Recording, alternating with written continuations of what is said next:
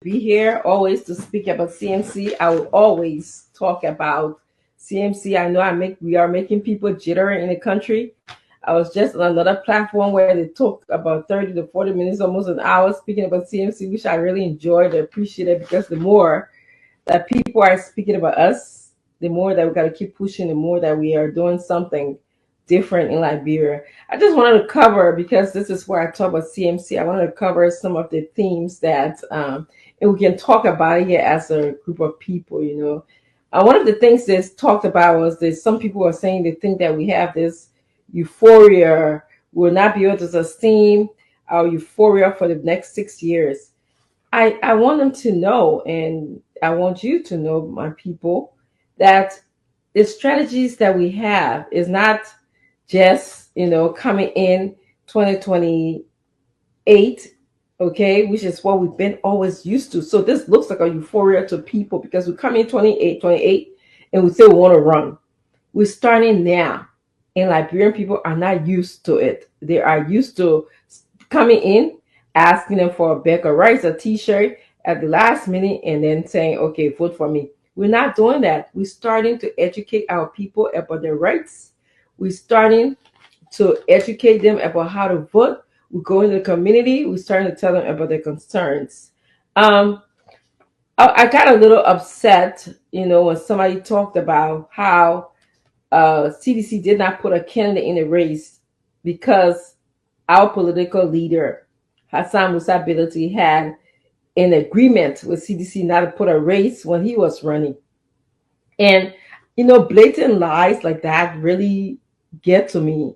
And it's okay for it to get to me because when someone lies on you blatantly and you were not even there to see an agreement, you don't even know, you're just speaking because you want to do that. You want to tarnish somebody's reputation. That has always been the case. Tarnishing the political leader, Musa Hassan Bello, who is the hardest working political person in Liberia, politician in Liberia. He's the hardest working politician. And so they want to tarnish his reputation. So yes, I would challenge everybody today, tomorrow, yesterday, if you come in and lie on him and you don't have any agreement. Some of the thoughts, Madam Grace, and you Liberian people were very fair tonight. They talk about, people coming around our political leader and coming to our party just to be deceptive. And shame on us Liberians when we're not coming with our own true heart and conviction. We're not coming to be a part of the political party because we want change. We come because we think this Musa Bility has money, or we think, somehow he's rich. You should be coming to change Liberia. This is why Madam Grace, why and the rest of some of the hardworking CNC members that I know are in this because we want a change. This is not about money. If you ask her, you ask me, and many of the CNC members, we are giving our resources, we are giving our funding, okay, to make Liberia a better place. The whole idea of tribalism came through, it comes through all the time when we mention our political leader. People say, oh, he's a Mandingo. I'm going to be fair and open about this. He's Mandingo, so what? Our Mandingo people, when you cut them and you get the same blood and they bleed red, like, yeah, I bleed red. So, I was watching and I told Madam Grace, who recommended a movie to me yesterday, and before I went to bed, after I spent a beautiful time at her home with her husband. I was watching a movie. It's called The Royal Tour, and it was about Tanzania. And if you know that the president of Tanzania is a female. And if you know that she's also a Muslim woman. It was just a breath of fresh air to see her put patriotism, okay, to put her own country, Tanzania, ahead of every other thing. And that's what we need to do. Whether you Mandingo, whether you Muslim, whether you Islam, this is what we need to do. We need to put our country ahead of everything else that we're doing. Make our country first. Believe in our country. Believe in what we can contribute to our country. And somebody call me elitist, okay? Call our political party elitist. they must be jittery. Okay, I don't know how elitist this person who called me elitist. I know I wasn't the way I study hard for everything I have and earn and work hard for everything that I earned. So I don't know what perspective elitism is, but I know in Liberia when them small book, then people say you elitist, okay?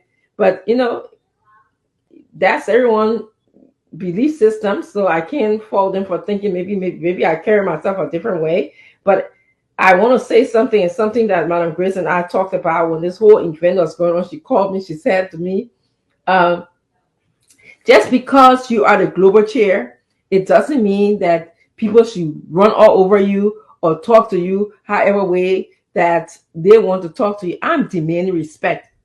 They're not going to talk to me, however, because I will put that global chair down. I can do that. And people, I grew up in this country. Let me just tell you, for y'all don't know, I can put the side D away. I can put this face away, and we'll go low as we go low, and I'll go high as we go high. So I know how to do that very well. It's a strategy, it's a survival approach. So I just want you guys to know that. But anyway, for the rest of you guys, welcome to the show.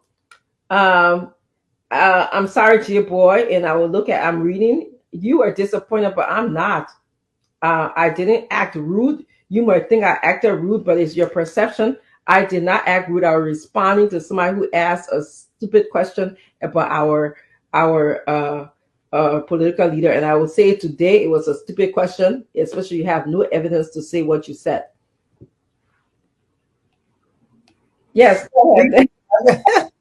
Uh, uh, the thing is that you know, I always said that being in a position doesn't take away you being a human being.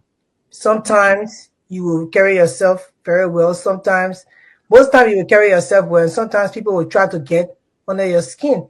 And the day you feel that you're being abused in a certain situation, abuse doesn't have to mean only hate and this and that, but things that you will say about somebody's character, things that you will say about how they even carry themselves, and things that you will say about the position they are in is a kind of form of abuse. So that person have the right to retaliate in a way that to tell you that this what you're saying it doesn't make sense. Stupid is not an insult. I don't understand how like when people always take to stupid to be an insult. It's a way you act. And, It's your action. Your action is stupid. It's not an insult. So I yeah, don't understand how people take. Oh yeah, she just says stupid. Like parents are like that, but they say the worst things, and then they take these. You describing a behavior. You sound stupid. So it means that you're describing somebody's behavior. That's I don't understand why it's supposed to be insult to of course. librarians. And But I was describing just that. I was just go ahead. sorry. I No, know go ahead.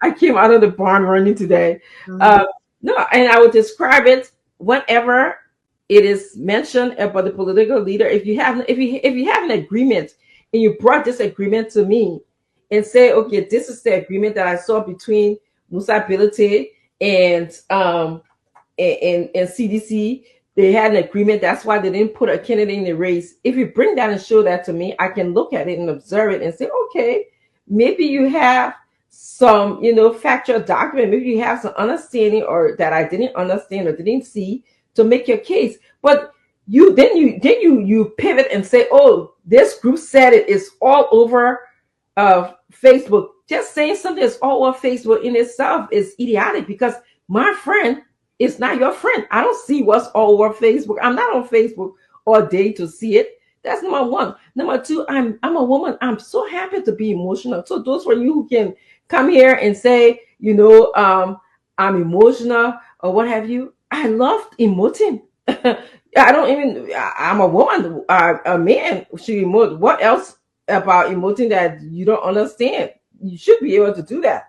If you don't do that, then there's something wrong with you. If you're not emoting, if you just monotone and you just flat, and any then something wrong with you. But I understand it's a sexist way to shut a woman up. You guys say, "Oh, she's emotional" or whatever. That's that. I love being emotional. So if that is emotional is the word you want to describe me, then I'm okay with it. And before I let answer them come in, it's a kind of sometimes people, people can be they can take so much, and sometimes they can't take so much. So sometimes you have to excuse people too when they are being trickled upon, and then maybe they react sometimes. So you can't just label Dr. Francine because in one instance she got triggered and she had to say what she had to say. She cannot be labeled for that. She's a human being. This woman too is, she's a regular human being as everybody else. It's so much you can take sometimes. So sometimes you guys have to excuse people, don't make it a big deal. She is the global chair of Citizen Movement for Change. She's acting very right in her position. I mean, she has done a lot of work behind the scenes, in front of the scenes, on the side of the scenes. So sometimes people get annoyed. I mean, your president ain't gonna get annoyed. Eddie Johnson said he was just calling people stupid here the other day because she was pissed. Yeah, people got pissed. These people got only in their veins. So that's left. Yeah, so also y'all can come in. We see a new studio. We need you to talk something, say something.